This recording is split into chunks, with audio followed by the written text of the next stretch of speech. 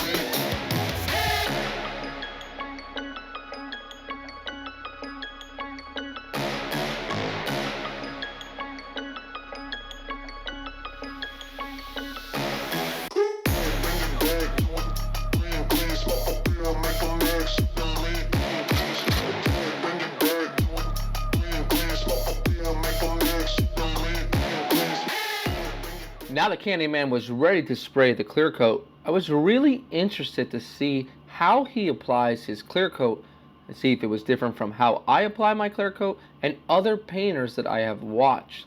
Now, spraying 28 years, you can know that he knows exactly how to apply the right clear coat to get the right OEM finish. You see, not only speed, but your air pressure and the type of clear coat you're using will all depict the role and how well it lays down and if you're achieving an OEM finish. We've learned it's not all about laying down a beautiful smooth finish, because sometimes that will not match the rest of the actual vehicle itself. So a combination of air, a combination of distance, and pressure will all make a big difference, and also knowing your environment. You can see that he never really stops spraying. He doesn't spray one part of the bumper and come back to it a minute later. All consistent spraying keeps the paint open so that the clear coat can melt. And by melt, what I mean is that when you go to spray your clear coat, it will fall into fresh clear coat and smooth out. We can see how consistent he is here when it comes to spraying this door, following a tight 75% overlap. Now, one thing I do want to mention is when you're spraying, you want to spray with the meat of your fan pattern. You can see we slow it down here, and he's around 4 to 5 inches from the panel, closer to the 4-inch mark. And what that does is you're using the meat of the fan and applying it to the panel. If you spray at a distance, your clear coat will land too dry. If you spray up close, it might look smooth, but eventually will run down the panel. So having the right distance is also crucial, also controlling your speed. Now in this case of the Candyman, you can see he's using a DV1 clear coat gun. It wasn't until I started to watch the Candyman that I took that actual paint gun out of my arsenal and started to use it again. Since using the spray gun, it's become one of my favorites, and I've turned many people onto it, and they've had great experiences with the actual gun itself. Now this gun sprays at a much lower pressure, so between 18 and 21 psi is all you'll need to atomize the clear well enough to get a nice smooth finish. Now when it comes to spraying down this clear coat, we still follow the same exact rule. We give it around 75% overlap, and we allow the first coat to flash about 10 minutes. When it comes to spraying down on our hood, you'll notice that hoods are a lot easier to spray because you put a little bit more material on them and they'll flow out much better. When it comes to spraying an OEM hood, you don't want as much texture in it because the OEM hoods, roofs, and trunk lids, they're also a little bit smoother because that's how the paint lies. So it's very important when you're a professional painter that you follow these techniques so that the paint looks just like the factory. Now, when it comes down to making more money, one of the main reasons why this is a more efficient way to break down your cars and take off all of the panels is when you're a production painter, which is much different from what I do. Well, as a production painter, your shop is going to make a lot more money. You can do about maybe 36 hours in a booth load because you can spray up to maybe 3 cars at one time. And what I mean by 3 cars is parts of cars, but 3 cars that will actually leave the facility. The more cars that leave the facility, more money in your pocket, and of course, you're going to have a much bigger paycheck, and your boss is going to be much happier too. Now we're back here the next day, and we can see that all the parts really came out good. Now Candyman was mentioning something to me about the water-based paint system. He's saying that you really want to give it a little bit extra time to cure before you put that clear coat on it. And the reason being is because basically if it's not dry enough, it can make the clear coat kind of start to haze up or look dull, and you're going to have to go back and buff it. So there's a little bit difference between water-based and solvent, but just based off looking at the panels, you can tell that with the water-based paint, some of these panels, they just lay down much smoother. The paint is a little bit smoother. And I just think because that water-based base coat really is a much smoother product than the solvent is. And I was really interested to see the two differences today. I gotta say, that's really smooth. Wow, Candyman, completely smooth. I really like the way that, I guess the base coat lies so smooth and the clear coat just follows. So have you noticed a big difference between solvent and the water-based paint? Yes. Okay, what are the main differences that you've noticed between the two? The color match is better. Mm-hmm. You get a good gloss retention if you give it time in between. Right. and it's just a flatter, smoother finish. And I even use that on my Cutlass when I did it because of the water base. Yeah. So you don't have all those problems with solvent and reducers and temperatures and all that stuff like that. Definitely looks good. I'm gonna let you guys here at Mitchell Collision get this thing back together, and then we'll go ahead and we'll check it out. And guys, don't forget to check out Candyman on YouTube. A lot of great professional style type of videos. Does top-notch work. So thanks for letting me come by the shop. I know we have some cool things coming up in the future, but guys, this is Brian and Candyman from Paint Society reminding you, don't overthink it.